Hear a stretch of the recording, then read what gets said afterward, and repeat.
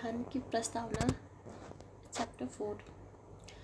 सर्वप्रथम अमेरिकी संविधान ने प्रस्तावना को सम्मिलित किया था। तदुपरांत कई देशों ने इसे अपनाया, जिनमें से भारत भी शामिल है। प्रस्तावना संविधान के परिचय पत्र अथवा भूमिका को कहते हैं, जिसमें संविधान का सार होता है। प्रख्यात न्यायविद और संवैधानिक विशेषज्ञ N. पालकीवाला ने प्रस्तावना को संविधान का परिचय पत्र कहा है। भारतीय संविधान की प्रस्तावना पंडित नेहरू द्वारा बनाए गए पेश किए गए संविधान सभा के द्वारा अपनाए गए उद्देश्य प्रस्ताव पर आधारित है। 42वां संविधान संशोधन अधिनियम 1976 द्वारा संशोधित किया गया है। इसमें समाजवादी, धर्मनिरपेक्ष और अखंडता शब्द शामिल है। संविधान की विषय वस्तु। हमें वर्तमान संविधान को इस प्रकार पढ़ा है। हम भारत के लोग भारत को प्रभुत्व संपन्न, समाजवादी, पंथनिरपेक्ष, लोकतांत्रिक गणराज्य बनाने तथा इसके समस्त नागरिक को सामाजिक, आर्थिक, राजनीतिक न्याय, विचार, अभिव्यक्ति, धर्म उपासना की स्वतंत्रता, प्रतिष्ठा और अवसर की समता प्राप्त कराने के लिए व्यक्ति की गरिमा और राष्ट्र की एकता अखंडता सुनिश्चित करने वाला, बंधुत्व बढ़ाने वाला के लिए दृढ़ संकल्पित होकर इस संविधान सभा में आज दिनांक 26 नवंबर 1949 को एतद द्वारा संविधान को अंगीकृत, अधिनियमित और आत्मपित करते हैं। प्रस्तावना के तत्व। प्रस्तावना में 4 मुख्य मूल तत्व हैं। संविधान के अधिकार का स्रोत। प्रस्तावना कहती है कि संविधान भारत के लोग से शक्ति अधिग्रहित करता है। भारत की प्रकृति। ये घोषणा करता है कि भारत एक संप्रभु, समाजवादी, धर्मनिरपेक्ष, लोकतांत्रिक और गणतांत्रिक राज्यव्यवस्था वाला देश है। संविधान के उद्देश्य इसके अनुसार न्याय, स्वतंत्रता, समता, बंधुत्व संविधान के उद्देश्य है। संविधान को लागू होने की तिथि 26 नवंबर 1949 की तिथि का उल्लेख करते हैं। प्रस्तावना में मुख्य शब्द। प्रस्तावना में कुछ शब्दों का उल्लेख किया गया है। ये शब्द है संप्रभुता, समाजवादी, धर्मनिरपेक्ष, लोकतांत्रिक, गणराज्य, न्याय, स्वतंत्रता, समता, बंधुत्व। इसका विस्तार नीचे दिया गया है। संप्रभुता। संप्रभु शब्द का आशय है कि भारत ना तो किसी अन्य देश पर निर्भर है और ना ही किसी अन्य देश का डोमेन है। इसके ऊपर कोई शक्ति नहीं है कि अपने मामलों का निस्तारण करने के लिए स्वतंत्र है। यद्यपि 1949 में बाद में राष्ट्रमंडल की स्वतंत्रता स्वीकार करते हुए ब्रिटेन को अब इसका प्रमुख बना, तथापि संविधान से अलग यह घोषणा किसी भी तरह की भारतीय संप्रभुता को प्रभावित नहीं करती। इसी प्रकार भारत की संयुक्त राष्ट्र में सदस्यता उसकी संप्रभुता किसी मायने में सीमित नहीं करती है।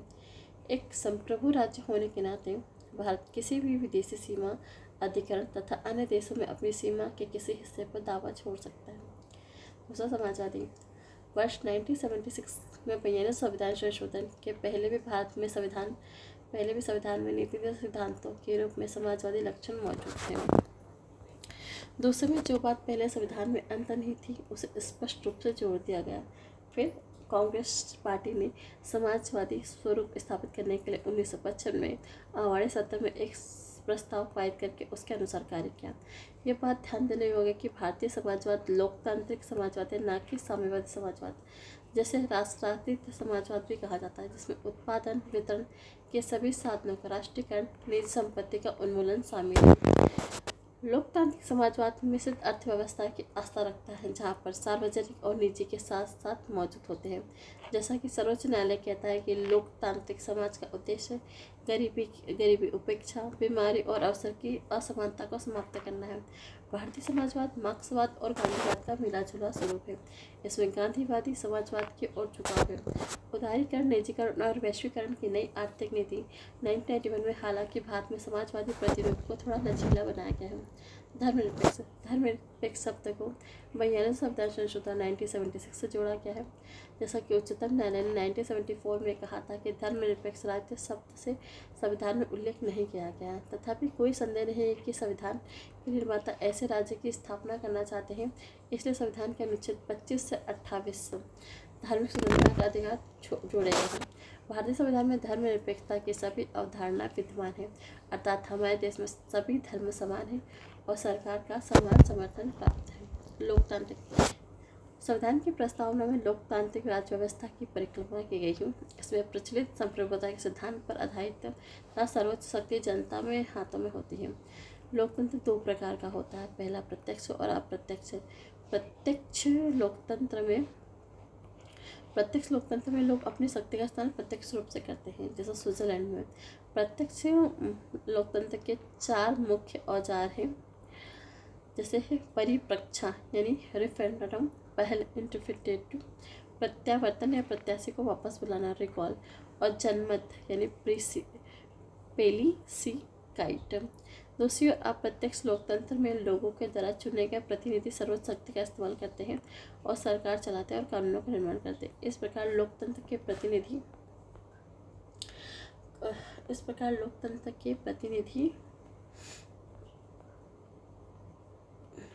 लोकतंत्र भी कहा जा सकता है। ये 2 प्रकार का होता है, संसदीय और राष्ट्रपति के अधीन। भारतीय संविधान के प्रतिनिधि संसदीय लोकतंत्र की व्यवस्था है, जिसमें कार्यकारिणी अपनी सभी नीतियों और कार्यों के लिए विधायिका के प्रति जवाबदेह है।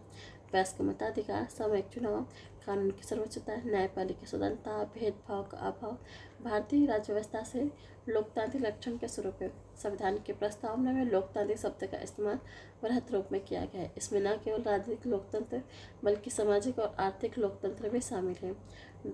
इस आयाम पर डॉक्टर अम्बेडकर ने 25 नवंबर 1949 को संविधान सभा में दिए गए अपने समापन भाषण में विशेष बल देते हुए कहा था कि राजनीतिक लोकतंत्र तब तक स्थायी नहीं बन सकता जब तक कि उसके मूल में सामाजिक लोकतंत्र नहीं हो।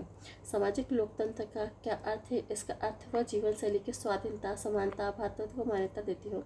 स्वाधीनता, समानता और भ्रातृत्व सिद्धांतों को एक तरह के रूप में नहीं देखा जाना चाहिए। यह आपस में मिलकर एक तरह की रचना इस अर्थ में करते हैं कि उनमें से किसी एक को भी अलग कर दिया जाए तो लोकतंत्र का उद्देश्य पराजित हो जाता है। स्वाधीनता को समानता से अलग नहीं किया जा सकता है, समानता को स्वाधीनता से अलग नहीं किया जा सकता। उसी प्रकार स्वाधीनता और समानता को भ्रातृत्व बंधुता से अलग नहीं किया जा सकता। समानता के अभाव में स्वाधीनता के कुछ अधिपत्य अनेक पर स्थापित होने की स्थिति बनेगी। समानता बिना स्वाधीनता के व्यक्तित्व, पहल और उद्यम को समाप्त कर देगी। इस संदर्भ में सर्वोच्च न्यायालय ने 1987 में व्यवस्था दी है कि संविधान एक समत्वपूर्ण सामाजिक व्यवस्था की स्थापना का लक्ष्य रखता है। प्रत्येक नागरिक को भारतीय गणराज्य के सामाजिक एवं आर्थिक लोकतंत्र, सामाजिक, आर्थिक और राजनीतिक न्याय प्रदान किया जाएगा। गणतंत्र एक लोकतांत्रिक राज्य व्यवस्था को 2 वर्गों में बांटा जा सकता है, पहला राजशाही, दूसरा गणतंत्र। राजशाही व्यवस्था में राज्य का प्रमुख आमतौर पर राजा या रानी उत्तराधिकारी के माध्यम से पद पर आसीन होता है, जैसा कि ब्रिटेन में। वहीं गणतंत्र में राजप्रमुख हमेशा प्रत्यक्ष और अप्रत्यक्ष रूप से एक निश्चित समय के लिए चुनकर आता है, जैसे अमेरिका। इसलिए भारतीय संविधान के प्रस्ताव में गणतंत्र अर्थ है कि भारत का प्रमुख अर्थात राष्ट्रपति चुनाव के जरिए सत्ता में आता है। इसका चुनाव 5 वर्ष के लिए अप्रत्यक्ष रूप से किया जाता है।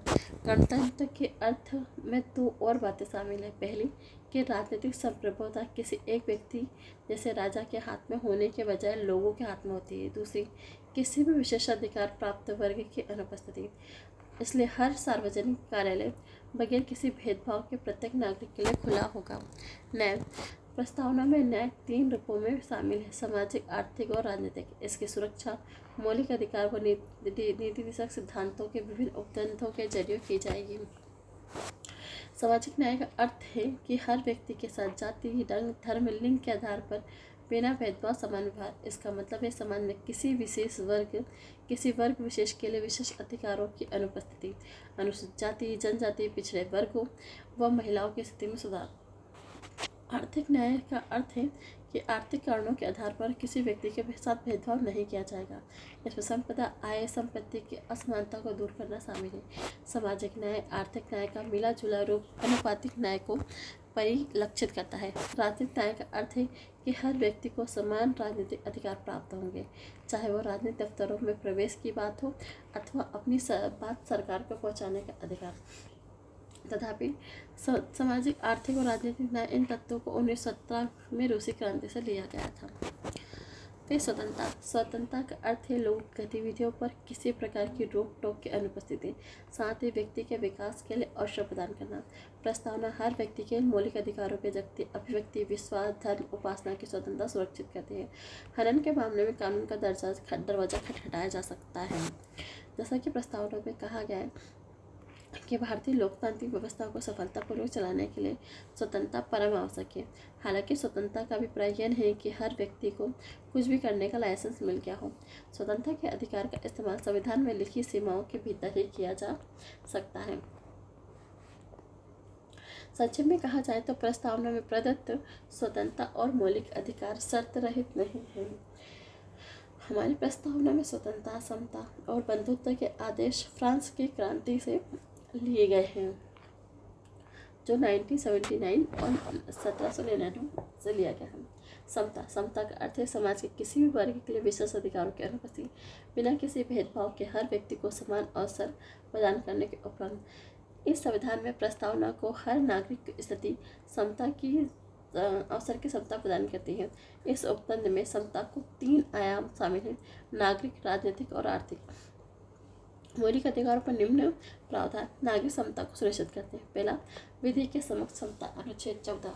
दूसरा, धर्म जाति लिंग जन्म स्थान पर मूल वंश निषेध अर्थात अनुच्छेद 15। लोक नियोजन के अवसर में समता, अनुच्छेद 16। अप्रेष्यता के अंत, अनुच्छेद 17। उपाधियों का अंत, अनुच्छेद 18। संविधान में 2 ऐसे उपबंध हैं जो राजनीतिक समता को सुनिश्चित करने में प्रतीत होते हैं। प्रथम है धर्म, राजनीति, लिंग अथवा वर्ग विशेष आधार पर किसी व्यक्ति को मतदाता सूची में शामिल होने के योग्य करार नहीं दिया जाएगा, अनुच्छेद 225। तथा दूसरा, लोकसभा और विधानसभा के लिए वयस्क मतदान का प्रावधान, अनुच्छेद 326। राज्य के नीति निर्देशक सिद्धांत, अनुच्छेद 39। महिला और पुरुषों के जीवन यापन करने के लिए पर्याप्त साधन और समान कार्य के लिए समान वेतन के अधिकार को सुरक्षित करते हैं। बंधुत्व का अर्थ है भाईचारे की भावना।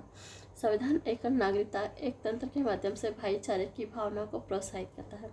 मौलिक कर्तव्य, अनुच्छेद 51 का भी कहता है कि हर भारतीय नागरिक का कर्तव्य होगा कि वह धार्मिक, सामाजिक, क्षेत्रीय और कई विविधताओं से ऊपर सौहार्द और आपसी भाईचारे की भावना को प्रोत्साहित करेगा।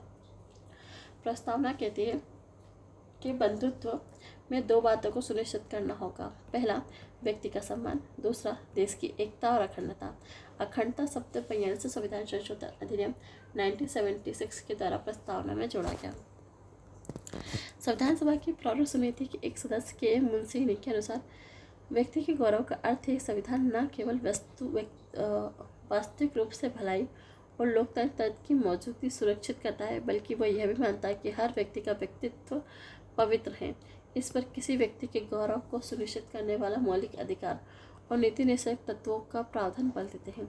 इसके अलावा मौलिक कर्तव्य, अनुच्छेद 51 का में कहा गया है कि भारत को के हर नागरिक की जिम्मेदारी होगी कि महिलाओं के गौरव को ठोस पहुंचाने वाली किसी भी हरकत का त्याग करे और भारत की सार्वभौमिकता, एकता और अखंडता की रक्षा करे। देश की एकता और अखंडता पद में राष्ट्रीय अखंडता, दोनों मनोवैज्ञानिक और सीमाई आयाम शामिल हैं। संविधान के अनुच्छेद 1 में भारत वर्णन राज्य संघों के रूप में किया गया है, ताकि ये बात स्पष्ट हो जाए कि राज्यों से अलग रहने में कोई अधिकार नहीं है। इससे भारतीय संघ की बदली न जा सकने वाली प्रकृति का परिलक्षण होता है। इसका उद्देश्य राष्ट्रीय अखंडता के लिए बाधक सांप्रदायिक क्षेत्रवाद, जातिवाद, भाषावाद इत्यादि बाधाओं को पार करना है। प्रस्तावना का महत्व। प्रस्तावना में उस आधारभूत दर्शन, राजनीतिक, धार्मिक और नैतिक मूल्यों का उल्लेख है जो हमारे संविधान के आधार है। इसमें संविधान सभा की महान और आदर्श सोच उल्लेखित है। इसके अलावा संविधान की नींव रखने वाले सपनों और अभिलाषाओं का परिलक्षण करती है। भारतीय संविधान में महत्वपूर्ण भूमिका निभाने वाले संविधान सभा के अध्यक्ष सर कृष्ण अल्लादी स्वामी अय्यर ने के शब्दों में संविधान की प्रस्तावना हमारे दीर्घकालिक सपनों का विचार है। संविधान सभा के प्रारूप समिति के सदस्य KM मुंशी के अनुसार प्रस्तावना हमारे संपूर्ण लोकतांत्रिक गणराज्य का भविष्य फल है। संविधान सभा के एक अन्य पंडित ठाकुर दास भार्गव ने संविधान की प्रस्तावना के संबंध में कहा था कि प्रस्तावना संविधान का सबसे सम्मानित भाग है, संविधान की आत्मा है, यह संविधान की कुंजी है, संविधान का आभूषण है, यह एक उचित स्थान है जहाँ पर संविधान का कोई भी मूल्यांकन कर सकता है। सुप्रसिद्ध अंग्रेज राजनीतिक सर अर्नेस्ट वॉकर संविधान के प्रस्तावना लिखने वाले राजनीतिक बुद्धिजीवी कहकर अपना सम्मान देते हैं। प्रस्तावना को संविधान का कुंजी नोट कहते हैं। ये प्रस्तावना के पाठ से इतने प्रभावित थे कि उन्होंने अपनी प्रसिद्ध पुस्तक principle of the social and political theory 1951 की शुरुआत में इसका उल्लेख किया है। भारत के पूर्व न्यायाधीश के एम हिदायतुल्लाह मानते हैं कि प्रस्तावना अमेरिका की स्वतंत्रता की घोषणा के समान है, लेकिन यह घोषणा से भी ज़्यादा है। यह हमारे संविधान की आत्मा है, जिससे हमारे राजनीतिक और तौर तरीकों को दर्शाया गया है। गंभीर संकल्प शामिल है जो एक क्रांति ही परिवर्तन कर सकती है। संविधान के एक भाग के रूप में प्रस्तावना को लेकर यह विवाद रहता है कि क्या संविधान का एक भाग या नहीं। बेरवड़ी संघ के मामले 1960 में उच्चतम न्यायालय ने कहा है कि प्रस्तावना संविधान में निहित सामान्य प्रयोजनों को दर्शाती है, इसलिए संविधान निर्माताओं के मस्तिष्क के लिए एक कुंजी है। इसके तहत संविधान में प्रयोग की गई व्यवस्थाओं में अनेक अर्थ निकलते हैं। इस व्यवस्था के उद्देश्य को प्रस्तावना में शामिल किया गया है। प्रस्तावना की विशेषता को स्वीकारने के लिए इस उद्देश्य के बारे में व्याख्या करते उच्चतम न्यायालय ने कहा है कि प्रस्तावना संविधान का भाग नहीं है। केशवानंद भारती मामले 1973 में उच्चतम न्यायालय ने पूर्व व्याख्या को अस्वीकार कर दिया और व्यवस्था दी कि प्रस्तावना संविधान का भाग है। उस जिसे महसूस किया गया कि प्रस्तावना संविधान का अति महत्वपूर्ण हिस्सा है। संविधान के प्रस्तावना में उल्लेखित महान विचारों को ध्यान में रखकर संविधान का अध्ययन किया जाना चाहिए। LIC ऑफ इंडिया मामला 1985 में पुनः उच्चतम न्यायालय व्यवस्था दे कि प्रस्तावना संविधान का आंतरिक हिस्सा है। संविधान को अन्य भागों की तरह संविधान सभा ने प्रस्तावना को ही बनाया, परंतु जबकि अन्य भाग पहले से ही बनाए जा चुके थे, प्रस्तावना को अंत में शामिल किए जाने का कारण यह था कि इसे सभा द्वारा अस्वीकार किया गया। प्रस्तावना पर मत व्यक्त किया जाना। संविधान सभा अध्यक्ष ने कहा था कि ये प्रश्न है कि क्या प्रस्तावना संविधान का भाग है। इस प्रस्ताव को तब स्वीकार कर लिया गया, लेकिन उच्चतम न्यायालय ने वर्तमान में दिए जाने वाला प्रस्तावना संविधान का भाग है। यह संविधान के जनकों के मत से साम्यता रखता है। दो उल्लेखनीय तथ्य। प्रस्तावना ना तो विधायिका की शक्ति का स्रोत है, न ही उनकी शक्ति पर प्रतिबंध लगाने वाला। दूसरा, यह गैर न्यायिक है, अर्थात इसकी व्यवस्था को न्यायालय में चुनौती नहीं दी जा सकती। प्रस्तावना में संशोधन करने की संभावना। क्या प्रस्तावना में संविधान की धारा 368 के तहत संशोधन किया जा सकता है? यह प्रश्न पहली बार ऐतिहासिक केशवानंद भारती मामला 1973 में उठा। यह विचार सामने आया कि संशोधन नहीं किया जा सकता क्योंकि संविधान का भाग नहीं है। याचिकाकर्ता ने कहा कि अनुच्छेद 368 के जरिए संविधान के मूल तत्व, वो मूल व्यवस्था जो कि प्रस्तावना में उल्लेखित है, को ध्वस्त करने वाला संशोधन नहीं किया जा सकता। हालांकि उच्चतम न्यायालय ने व्यवस्था दी कि प्रस्तावना संविधान का भाग है।